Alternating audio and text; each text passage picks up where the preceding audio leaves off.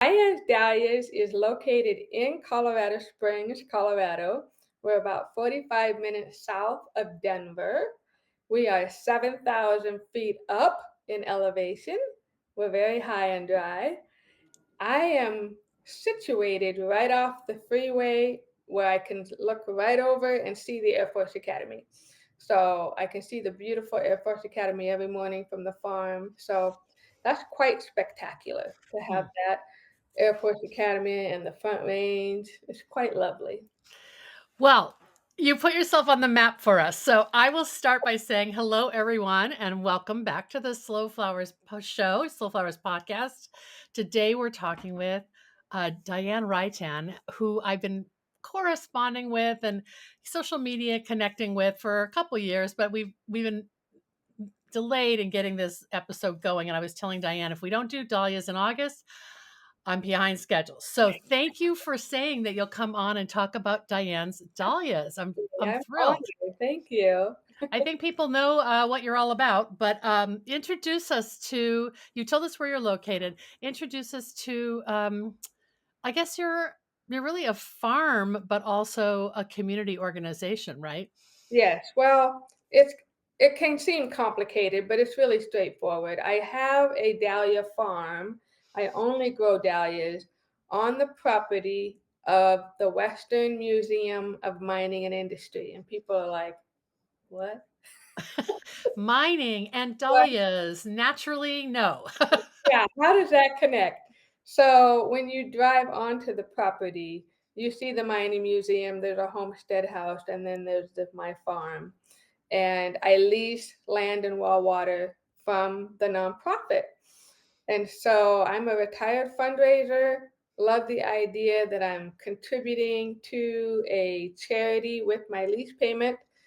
This beautiful museum sits on 28 acres, has well water. It is an old dairy and ranch land with a homestead house that was built at the turn of the century by some Civil War veterans. So it's a very unique place. Wow. I mean, this is interesting because you're raising an issue that we talk about a lot with guests and in the Sunflowers community, and that is land access Yes. because not everybody owns their own land, and you've gotten creative. This is land that was like, how big is the property for the whole museum, and how much are you actually using to grow? I've got just under 1 acre, not quite a whole acre. And you're right. It was in the middle of the night when I was thinking, gosh, I want my own dahlia farm, but I'm in the middle of a big cosmopolitan city. How is that going to work? And in the middle of the night, this idea came like, well, you're on the board of this mining museum and they have 28 acres and well water. Duh. Wow. I mean, when I had the idea, it just took my breath away because it's such a nice win-win collaboration. They have all this land and well water they weren't using, and I wanted my flower farm. And I thought, what a great way to be able to have both entities benefit by coming together, even though it makes absolutely no sense to have dahlias with a mining company, museum. But it really was trying to come up with ways to be good stewards of the land because as a board member, we kept spinning around and around trying to figure out what we do with this precious land that's in a very hot spot of town. This town is growing so big. This is where a lot of your upper income housing is. It's a very lucrative place to work, and it's got a lot going for it.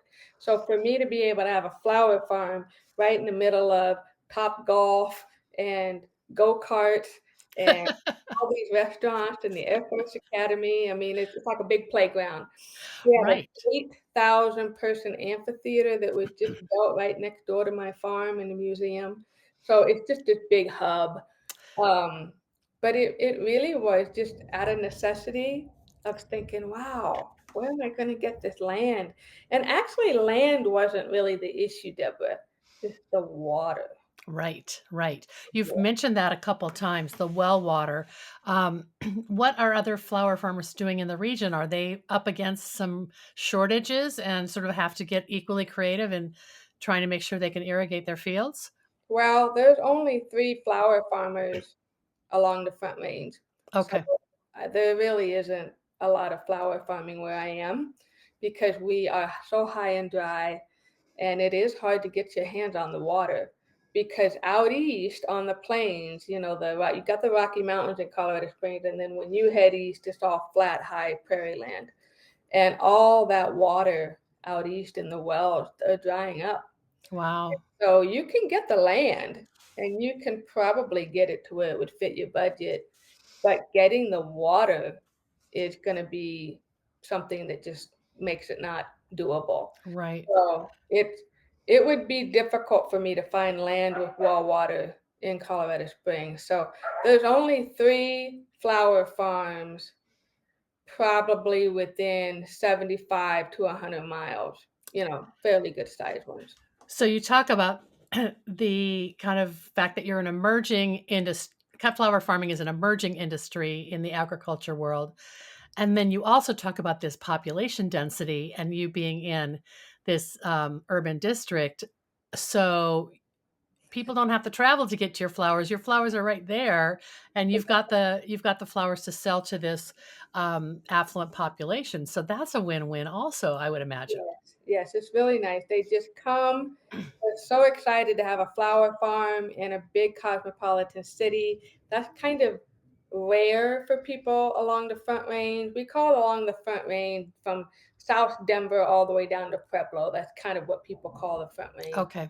And Okay. there's about 1 million or so people along there, and people are not used to just being able to stop at a flower farm and get flowers. So it's been really special, especially the dahlia. And so it's been nice to have people come onto the property, tour the farm, get a bouquet, and then they're 5 minutes from the house, right? I mean, Mm. it's pretty unique. Um, we have probably the best marketing with Northgate. I mean, there's probably 1,000 people that go up and down that road every hour at least because of the Air Force Academy. And so my farm faces that busy road. And so that road has done a lot of marketing for us too. It's been really nice. Well, you said you had a background in fundraising, so you know how to exploit your assets. Yes, And are the dahlias kind of like the billboard, like the front door of yes. of this property? It's literally, I mean, we had a white picket fence before they took it down for road construction, but literally you stop at the light coming out of the Air Force Academy and you're looking right down at my hoops. And at first everybody thought I was a marijuana farm. And so we quickly had to get the flower sign up, like, no, we're not doing marijuana.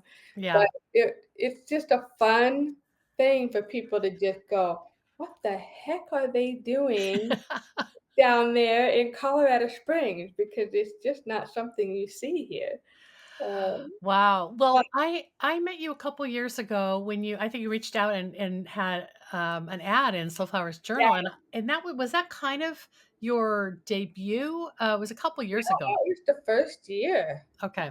and I only started out with a couple hundred plants, and then last year we grew and had about just under 1,000, and then this year we have just under 2,000. So that's the great thing about the dahlia is it multiplies. That's also the bad thing about the dahlia is it multiplies. You got to have a plan for all those tubers. But yes, I mean, I didn't start this, Deborah, with a um, real solid idea of how this was going to go. I did have a 5 year business plan that I put together with the museum, showing them the acceleration of the business based on the tuber growth. But I really wasn't sure how the community was going to respond because it's a new product in our community. Right. So there were a lot of unknowns in terms of how people were going to respond to it. But I definitely had an idea of, okay, this is how many tubers we should end up with at the end of every season. So Did that, you originally so you originally thought that growing tubers and selling tubers to gardeners was going to be your primary source of regular revenue, or I still think it is. I okay. Yeah, I had a couple classes last spring and they sold out with 2 Facebook ads. I mean, I did 2 little Facebook ads and I had classes full. And I think it's because everybody wants to take a Dahlia class, I think, and it's so different and new here. So many Yeah. people were thinking, "You can't do the Dahlia in Colorado," and I've proven that you can. And so the class is filled. So we're going to keep that momentum going because I think people will love to have the dahlia in their backyard or front yard. You just have to tweak how you do it here because we're so high and dry. We can't do it like you do. Like I do in Washington State where I ignore them and they still bloom. Yeah. So the classes were what? How to grow, dahlias in Colorado? Go Dahlias, yeah. So it was a Wow. 3-hour class. We had brunch. We made our own flower journals. And so we just had a ball learning about the different forms of the dahlia, but specifically, how are you going to be successful when you put this tuber in the ground, when you're 7,000 feet up? How are you going to like not waste your money and your time? And so we had a ball. I even had dahlia cupcakes made. Oh, We had a great time. So I want to do more of that. I love that. that's neat. So, Diane, I think I'm going to pop up your website and we can maybe just walk through some of the features that people can see some of the photos. And Okay. that's always fun. And you're also going to be able to narrate a little bit and give me some directions. So, this is your homepage, right? This is the homepage. This is a recent wedding that we did just a couple weeks ago up in the mountains. So really Mm. pretty. And it's just really nice, even though I'm not personally a floral designer, just being able to work with people and do that is wonderful. But you'll see down below, we like to do bouquets, we like to do subscriptions, we do farm tours, tuber sales, and then the classes. And then we do some wholesale this year, which is new. I did not do any wholesale the first couple of years. Right. We had to Yeah, uh change our start time because you yeah, had a I have a whole delivery. Yeah. yeah, so who are you selling to? Tell us about your wholesale business. So there's a couple of wholesalers in town, which is wonderful because I'm new to this business, so I'm learning how it all works with, florists going to wholesalers. But we also have a lot of florists that are just coming to the farm and we cut what they want. And that's just so fun because they're just not used to that here. They're not used to being able to say, okay, I've got a wedding this weekend. I'm going to go over to Diane's Dahlias and get these fabulous cafe au laits. And they're still going to look fabulous in 3 or 4 or 5 days because we were able to cut so close to the event. So having florists come and get exactly what they want is a lot of fun. And then Oh I my have a little goodness. bite up here, and this is a good thing for you to scroll down to at the bottom. I've got a couple links to resources I think people really should take advantage of.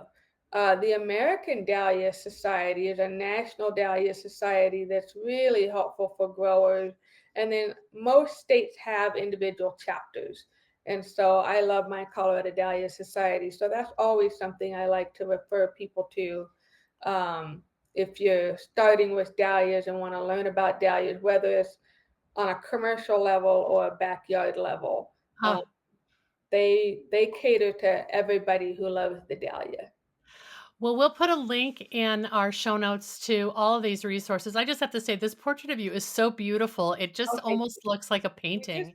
we took some new team photos, so we'll be updating this page because I now have a team of wonderful ladies that are with me. So excited to get their photos up on the website too. Well, so Diane, you are the sole proprietor. You own the business, right? I do. I'm Okay. a woman-owned, 100% owned business. Um, And, at some point later on, when I'm tired and old and I don't want to do this anymore, um, my goal is to train people so that they can carry it on. And I want the museum to always have this business as a fundraiser. I really Wow. want this museum, whether I'm around or not, to know that they've got a steady stream of income coming in because, as you know, nonprofits sometimes struggle with their fundraising depending on what's going on just in the economy.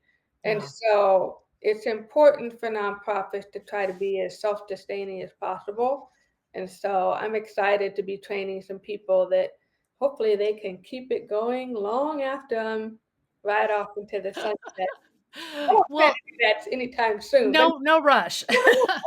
you never know. But I think it's interesting also because, you're bringing a new population to the museum. So when they come for the dahlias, do they sometimes stay and wander indoors to see what the museum is about? Absolutely. The museum has tours every day from at 10 o'clock and 1 o'clock. And so you're right. It's been a great way because a lot of people never paid attention to the mining museum. I mean, let's face it, that's probably not the sexiest topic in the world, right? The Yeah. history of mining. But they've done a really good job of showcasing what that history is. Colorado was put on the map because of mining. And so it is important for the next generation to at least just go through it and become familiar with the history. And we're hoping that we can put plans in place to really utilize the rest of the 28 acres so that we have more of a reason for people to come. Wow. So we're trying to think through that. But you're right, just getting people who are interested in a dahlia to just turn their head and go, what's this over here? What Mhm. is this museum all about? And I really do think in the last 3 years, we've really increased attendance through that museum because of just being in proximity to each other.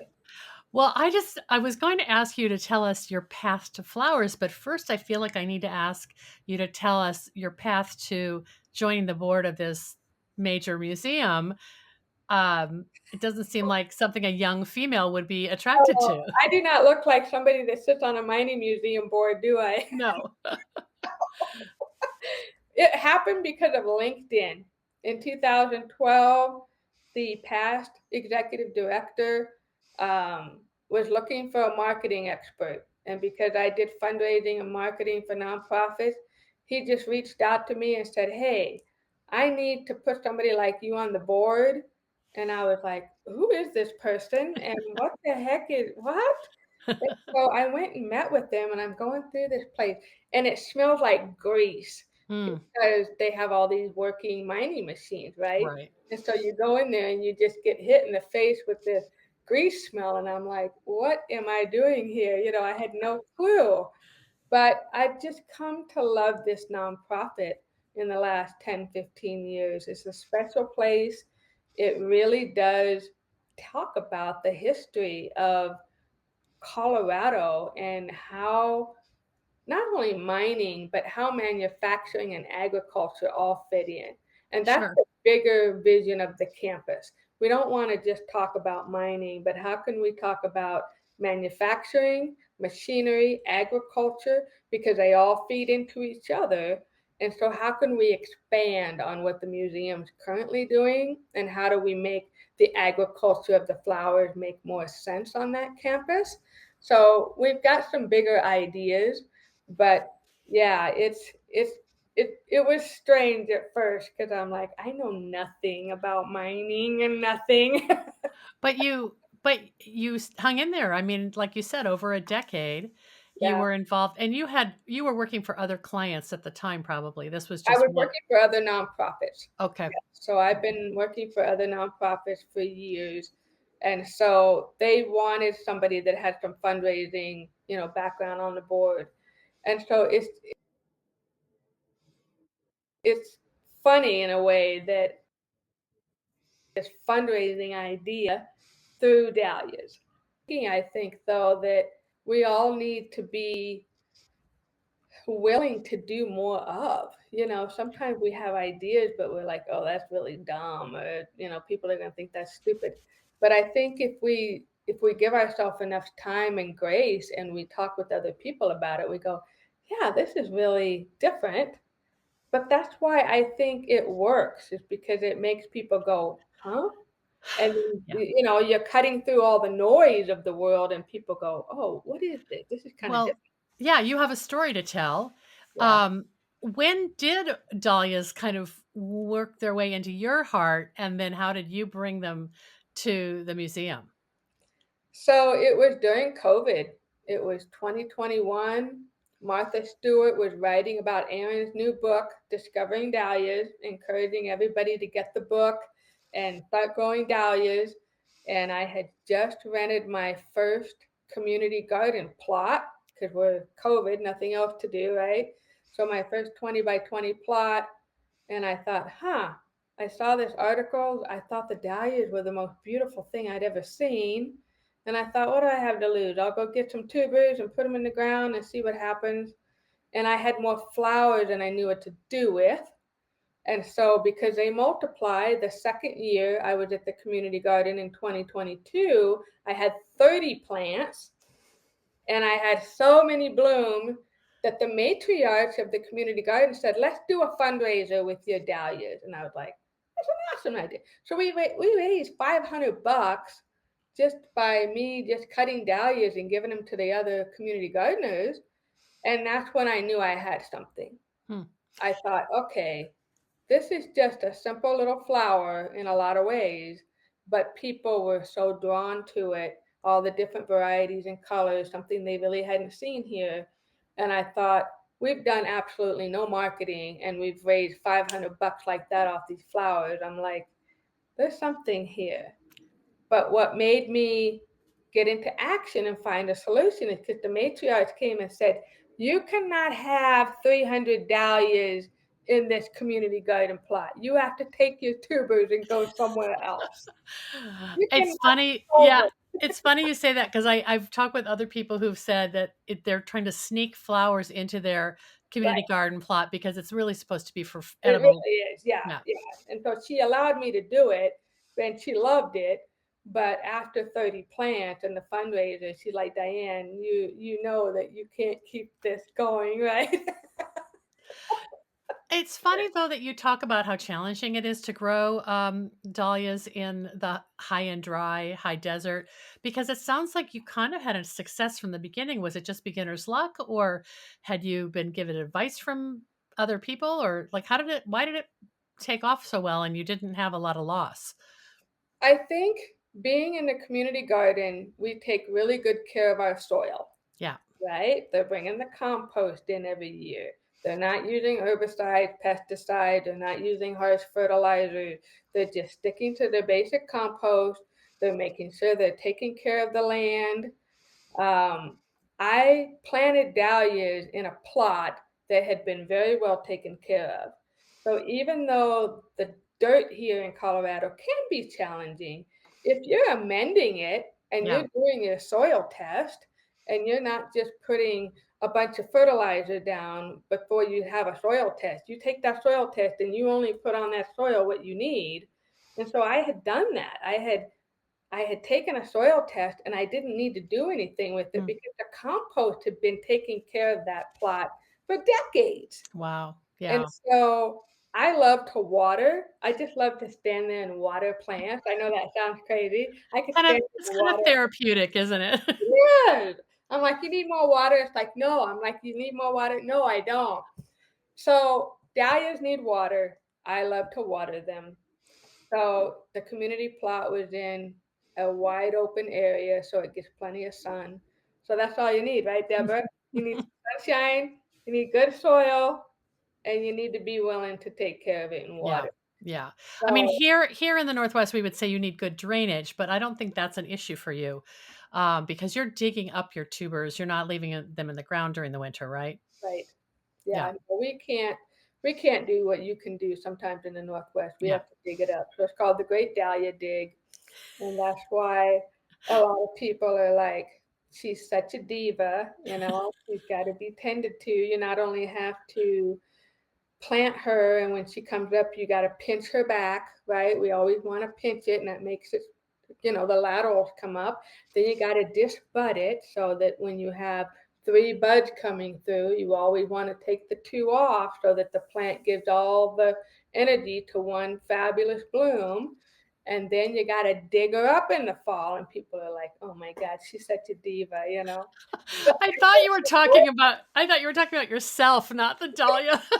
Well, me too, but If But people have gotten used to that you're a diva for your divas, it sounds like.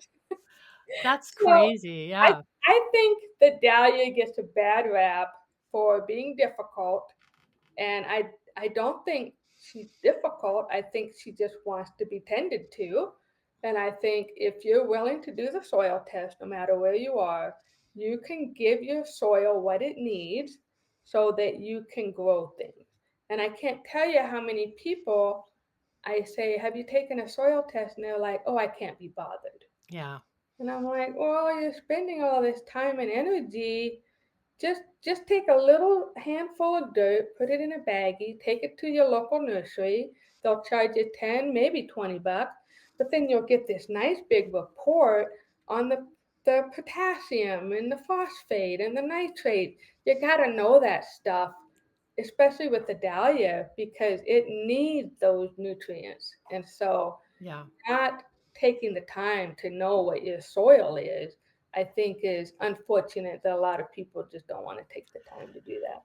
What's the one, soil, I guess, boost that you like to use or that you find that your soil needs more of? Usually in our area, it's the nitrogen, and Okay. so you can use a real simple nitrogen fertilizer. But this is the first time I've ever had to do that. Usually my compost every year, and I test the soil, and I use Rick's Nursery, and he'll say, "You're perfect.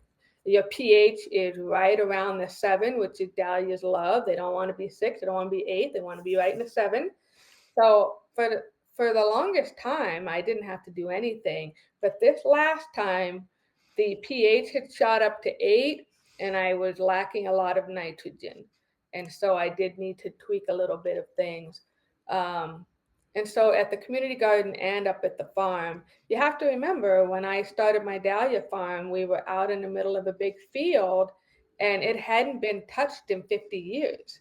It used to be an old ranch dairy land that had Wow. been vacated decades ago. So it was, You're still building that soil then, it sounds like. yeah, yeah. Mhm. But it was when I first tested it, it was perfect. We really didn't need to do a whole lot. Oh, that's great. So Yeah. I think that's the thing readers, listeners have to remember too is when you go look for your plot and your well water, that's one thing, but what is that dirt? Is it, what are you gonna have to do to make it work for you? Diane, can you address some of your growing preferences in terms of spacing, staking, uh, you know, any other tips that you think others could borrow from that maybe are more universally applicable no matter where you live? Yeah. Well, usually a foot apart is fine. Sometimes people like the 18 inches, even 24. I planted mine all a foot apart. I'll probably curse some of that when I go to dig up those crowns because some of my crowns, Deborah, gave me 25 tubers a crown. Wow. They That's were crazy. they were massive crowns. But a lot of them won't be that big, but I'm Mhm. sure there'll be times when I'm like, "Okay, I should have put a little bit more space." But the plants like being closer together, they hold, they kinda hold each other up. We don't have a lot of powdery mildew and stuff that you might have in other places because it's so high and dry. Yeah, So sometimes people like to space them out if they want more circulation underneath so that they keep the disease down. sure. I don't have a lot of bugs, which is really interesting, and I don't have a lot of powdery mildew and stuff like that. So I'm Mm, very fortunate with that.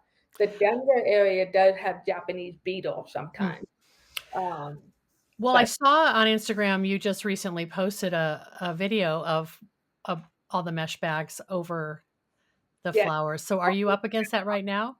we have some grasshoppers. Oh, Yeah, okay.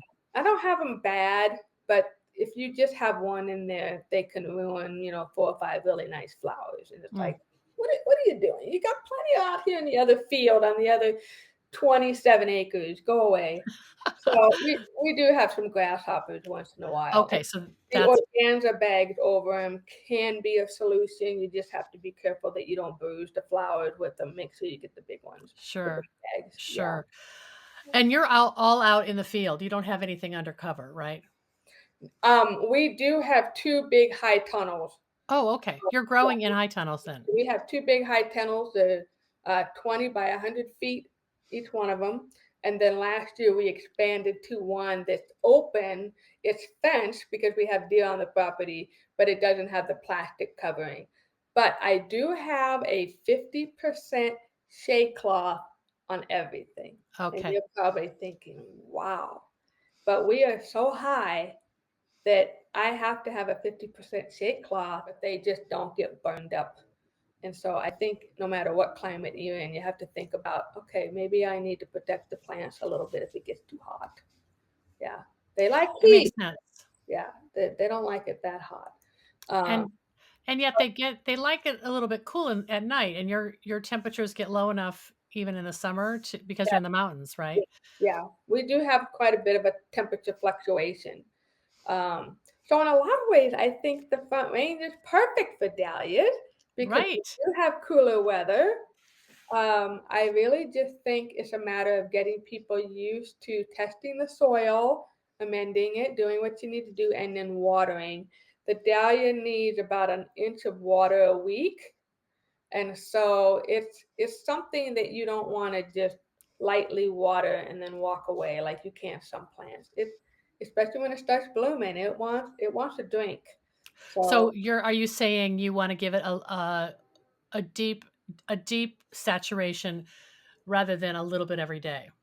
there's mixed feelings about that. Some people like the pulse watering. I don't know if you've heard that term. No, We're doing kind of pulse watering a little bit. I find that I just saturate my crowns once or twice a week and they love it. So that's I great. think you just have to kind of play with it.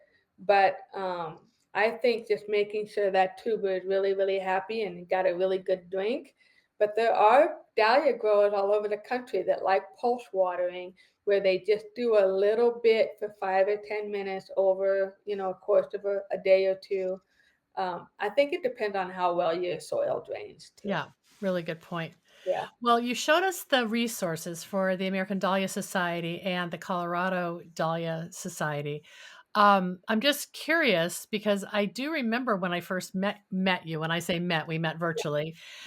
You were heading out to the National Dahlia Symposium, so you've been involved on the national level, going to conferences, and it sounds like you're also doing that in Colorado in your state. Is this just sort of a way that you stay current and teach yourself, or are you also teaching? I love the American Dahlia Society. It's been around since 1915. It used to be an organization just for people that wanted to show off their dahlias and compete. And we still do that. We like to compete with our dahlias.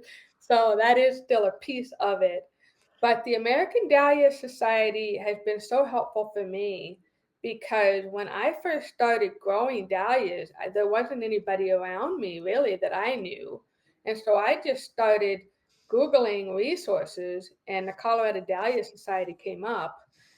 It is way north of Denver, so it's a good 2-hour drive for me to go to a chapter meeting. Mm, So I am contemplating starting my own Central Colorado Dahlia Society because there's so many people that I've come across and have met through my classes or just at the farm that want to come to the Dahlia Society, but they don't want a 2-hour drive. yeah. But the Dahlia Society is great. It's a nonprofit. It's trying to help people all over the country who want resources and information about the dahlia. And we have national shows. There's one in September at the Chicago Botanic Gardens. I mean, how fabulous is that? You'll have probably 800, 900, 1,000 blooms entered. I mean, you walk in there, Deborah, and it's just a ballroom of nothing but prized dahlias. And it's a great way to learn about new varieties, things you never saw before that maybe you want to try to grow yourself. So the Dahlia Society is a long-standing organization, but it's changing too. And the Mhm. reason it's changing is because, as you know, a lot of people like me who got the floret book or just wanted to learn about how to grow flowers, all of a sudden now we're wanting to get into the business, right? And so you have a lot of people coming to the American Dahlia Society, like myself, that are on the commercial side. So the American Dahlia Society is changing. It used to just be backyard gardeners, mostly more mature people that had time to show their dahlias. Now it's the hodgepodge of those people, but also younger generations like myself that are trying to grow it and sell it. And so you've got these people coming together. And then you have backyard growers that don't want to show. Maybe they're shy and that's just Mm. not something they're interested in, but they still want to be a part of the society. So you kind of have a 3-lane highway in the American Dahlia Society. I love it. And it's fabulous. And we're working on a new logo for the American Dahlia Society. The organization is changing to meet the needs of who is coming in to say, hey, we want to learn from each other, and there's 60,000 different varieties, Deborah. I mean, you don't know that until you start going to the shows and you start interacting with people. It's fascinating because it's an octoploid. It's got 8 sets of chromosomes. So you got all these hybridizers all over the world making all these new dahlias, as if 60,000 isn't enough. Right. Oh And my they goodness. all these new dahlias, right? And so it's so much fun. So will you be going to Chicago? I won't be going to Chicago, but I've Okay. I've gone to the previous two. Last year was in Wenatchee, That's right. and then the previous one was Portland. And it's been typically in the Northwest where you are, because you guys grow the most fabulous dahlias out there. I mean, Oh, we do. We've got so many great growers, but oh I think it's great that you're demonstrating that dahlias with the right, practices, dahlias can grow in many zones and in many regions. yes, yes. I think that's why it's been fun to see people kind of pay attention to what we're doing, because people are like, wow, maybe I can do this in New Mexico. There's a brand new chapter being formed in New Mexico. People are trying to get creative with how to grow the dahlia with less than ideal situations like you might have in the Pacific Northwest. Right. So now you've assumed the editorship of one of the newsletters for the So American the Dahlia Society? national newsletter for the American Dahlia Society, I actually publish it every month, but I also co-write it with Martin, and we alternate. Martin has been growing dahlias longer than I've been alive. He is like a walking encyclopedia. He is just fabulous. He is part of the Portland Dahlia Society. Okay. And so he and I just have a ball together figuring out what we want to write about. And we need to keep the national audience in mind when we do that. But yeah, the list is growing. We're really excited about that. I love to write. I want to be able to have a Dahlia book someday. So it's been great for me to write and see what people respond to, what they want to hear about, what they want to read about. Um, and I think people have just enjoyed learning about dahlias 7,000 feet up, because Right. You're defying all of the skeptics. But also you have your own newsletter that yes, people can subscribe to for free, right? I'm yes. assuming the Dahlia Society, you need to be a member of the Dahlia Society to receive their newsletter. Is that correct? No, you can get the newsletter for free. Oh, So if wow. you Okay. go to dahlia.org/newsletter, you can sign up for the newsletter that Martin and I write, and that's free, and it really is not ADS forward. Like, it Okay. doesn't really talk a lot about the ADS. It's kind of a neutral newsletter, really. And then if you want to join the society, the National Society, I think it's like $35, but you get this fabulous magazine 3 times a year. I think the $35 is Oh, worth it wow. for the Yeah. magazine. And then if you want, you can go to a local chapter, and your dues will be the same. So you can definitely check us out online with the newsletter, but I can't stress enough how I think that $35 for the nonprofit is so worth it. Oh, it's a really they probably should raise the prices because that's probably what people have been paying for decades. Yes, yeah, it's like Uh, one. so Diane, you are also have your own newsletter. Tell us about that. So that newsletter I started doing, it was quarterly for the first couple of years, but our readership is going up, so I'm going to change it to monthly. Really just educating people about what we're doing in Colorado Springs, educating them about the dahlia. most people in Colorado Springs have just never heard of it. Yeah. And so it's just fun to be able to introduce all the different varieties, all the different colors.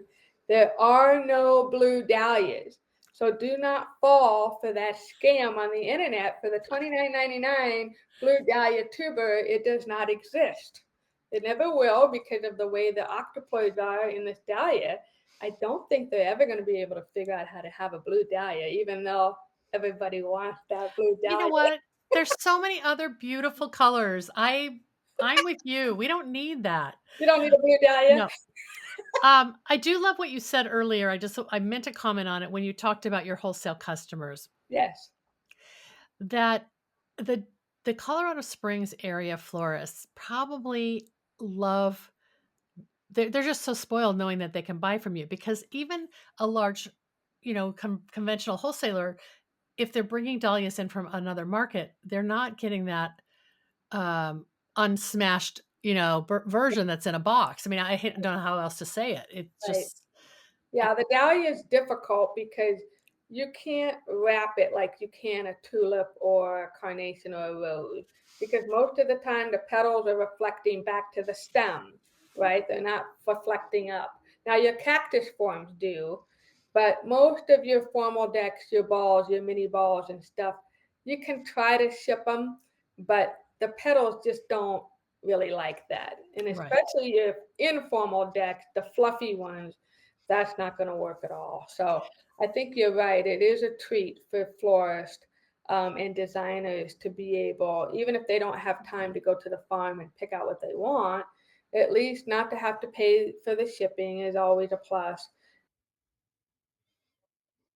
And then to have fresh dahlias delivered is like wow. And so to educate not just the wholesaler and the florist, but the consumers about why we want what you're always talking about, Deborah, which is local, sustainable, organic product, supporting local businesses. It's going to take some years, I think, to get that conversation going yeah, because we're just not used to having a product to even have that conversation about. yeah. So And also just it is a seasonal product. So I saw on your website, I think you say you have dahlias what from like August through October. August. Okay, so a little later than maybe somebody who could I mean, I some parts of the country in Texas, they can grow them in the winter, if they're in a high tunnel. So Yeah. your season is concentrated. If somebody wants dahlias for a wedding, they better plan their wedding during those months, Yes. right? Yes. And I think as we grow and if we could get into a heated greenhouse and I could start the dahlias earlier, I could probably get dahlias late June, July. And so I could probably add another month to that. So we're working on plans Something for that. Yeah. something for the future. And I have some people that say, oh, we need to figure out a way for you to have dahlias all year long. And I'm like, no, we don't. And it makes me think like when is your downtime? But you go like nonstop for half the year just trying to get these babies planted and I pin. think that's the one thing about this business I didn't understand. When I first started it, my husband was retiring. I was turning 50 and I wanted something part time. And I thought, oh, I'll start a crazy flower farm and I'll only have to work May through maybe September, October. Right. I mean, that has not been the case at all. I don't know if other flower farmers can pull that off, but for dahlias, you actually work harder in the winter in some ways because you've got to dig all that up, get all the dirt off, divide it very carefully. It's nice that it's duplicating for you, but you still have to divide it, Right. put it in saran wrap, store it, and now you've got to get your tuber catalog all squared away on the website if you're going to have your tuber sales. And then your classes ramp up, and that happens all of spring. So, yeah, my idea of a part time gig has not worked out. My husband's like, what happened to this trip to Italy?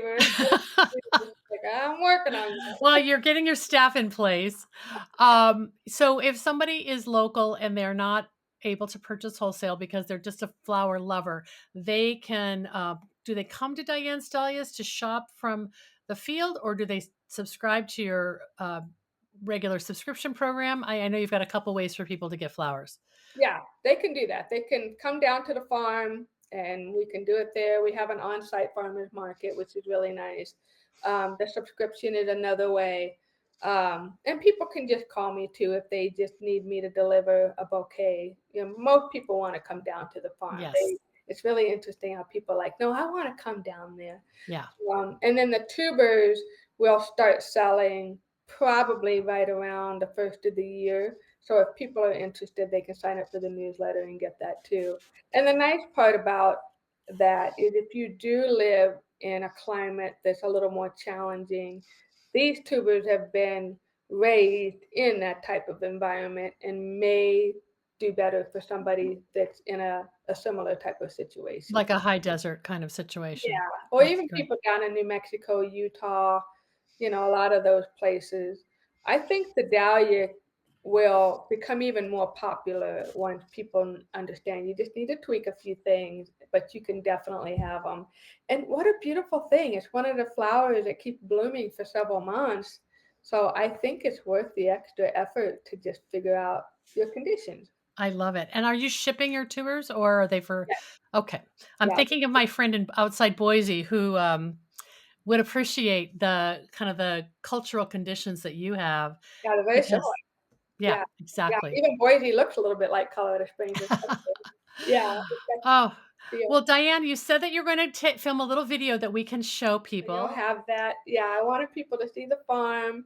I wanted to introduce my team too. I have three wonderful ladies that are just so excited, and we'll see if they're still excited at the end of the Great Dahlia Dig. But we'll give them a break, and then they'll get excited Oh, again. wait, tell me when it is and how long does it take? Because you keep adding more tubers. Dig. Typically, after the first frost, you cut all the plants down and kind of let the tubers sit there for a few days, and then you dig it up. You're looking at about probably 2 to 3 weeks with a big team to get 1,700 plants up. Wow. Yeah, I mean, they're all gonna hate me. They're Yeah. gonna hate me. They're gonna be like, I don't want to look at you during Christmas, They're gonna need massages and manicures, or I know I would. So it's not only the physical act of digging up the crown, but and when you're a backyard gardener, it's no big deal if you've just got, a couple dozen. But when you've got thousands, I think the next step for a farm is getting a potato picker, which Mhm, actually will go in there and dig that crown up mm. for you.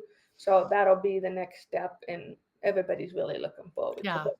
Yeah, that sounds great. yeah. Well, this has been so much fun. Thank you Thank so much you. for joining us. I'm excited Yes. to connect you with other Soul Flowers members who will now find Yes. and follow you and subscribe to that newsletter. And I wish you a good rest of the season. Oh, and I love your book.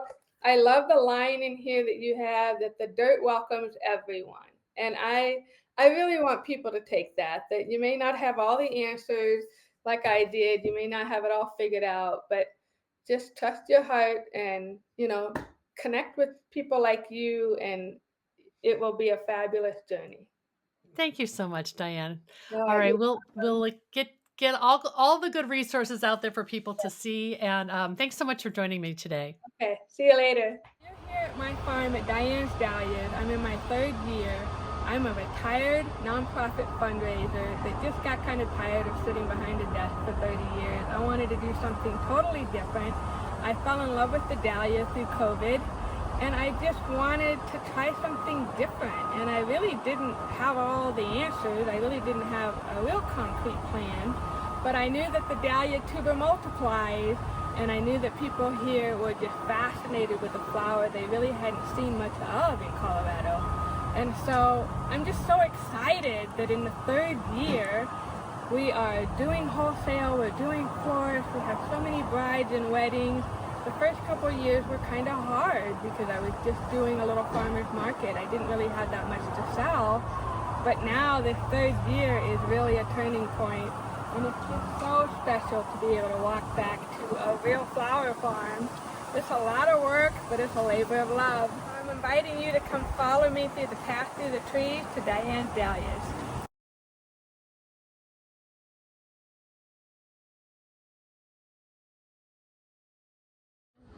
So you may notice some noise.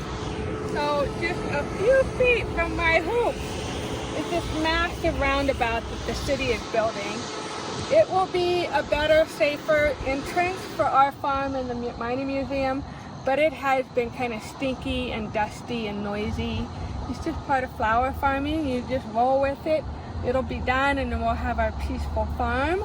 But you will notice that we are up against a very busy road, and it's wonderful for marketing. We had to do very little marketing the first couple of years because people drove by and saw the farm.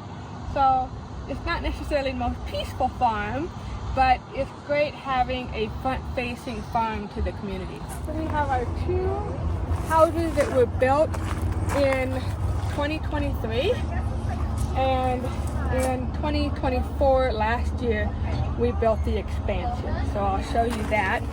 So we're in the expansion that we built in 2024. This has that 50% shade cloth, and you may think that's really a thick cloth, but at 7,000 feet up, the dahlias would burn up. It is great, but it does come off in the winter because of the snow. We get a lot of snow here, and so we have to take this all off in the winter time. But you will see some fabulous dahlias in here. We've got different cactus forms. We've got formal decks, ball forms. We do have more of your formal decks in your balls just because they last longer and the florists really like those. But we do have wonderful cactus and informal decoratives, and they are great if you can cut them right before an event because they will last 5 days if you put them in water and flower food. So we do have a lot of fluffies and cactuses, but we are getting completely away from the novelties. I sold all the novelties last year, the collarettes, the anemones. I love those, they're so cute and adorable. People do buy them, but the heads pop off. They're just not very sturdy. I feel they belong in a backyard garden, not a commercial garden. So I got rid of all my novelties.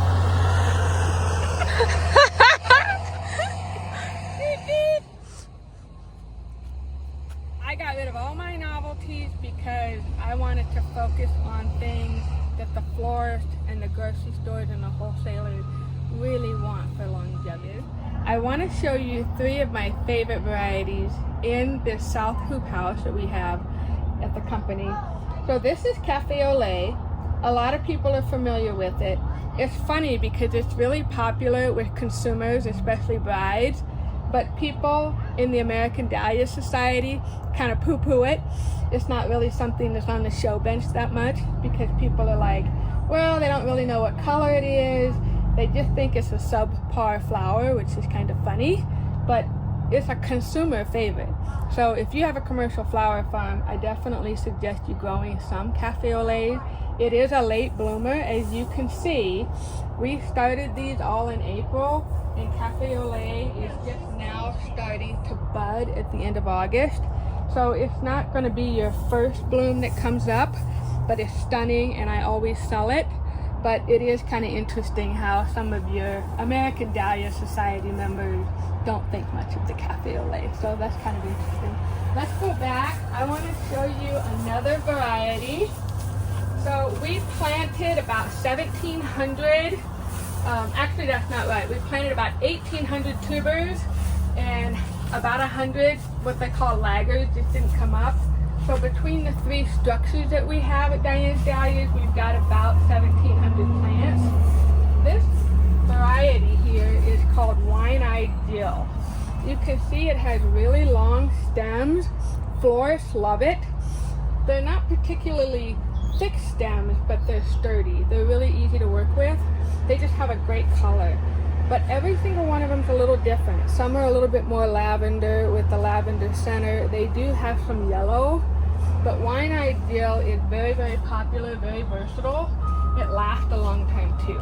So if you're thinking of planting something that's popular, that you can use in bouquets, this is a really good choice. And then I'm going to show you my absolute favorite. I got this tuber from Calvin at Arrowhead Dahlias, and he's been a great mentor to me. I got the Manoa from Calvin. Look at this stunning plant. Look at this black, waxy foliage. No other dahlia is like it. This is considered a kind of a formal deck, although it is interesting. Sometimes the petals don't go all the way back to the stem like typical formal decorative, but it is a stunning, stunning flower. It's a pretty good prolific bloomer, but look at that foliage. It's just so unique. You know that this is a Manoa plant just by the stems, and you can see some more back here. Just a stunning burgundy, almost black. I love Manoa. She does produce some tubers, although she's not a big tuber producer like a Bohemian Spartacus. So usually I get 3 to 5 extra tubers out of Manoa, but I'm really hoping to buy more and grow more Manoas because every time I put her out, she sells. So I think Manoa, Wine Ideal, and Cafe au Lait are good choices for you either as a commercial grower or as a backyard grower.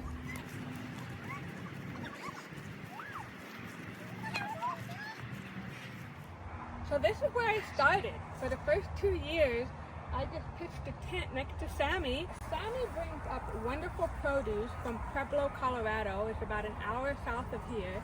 He's been coming here for 20 years. He's a wonderful man. So for the first 2 years, I just had enough dahlias to come and be with Sammy.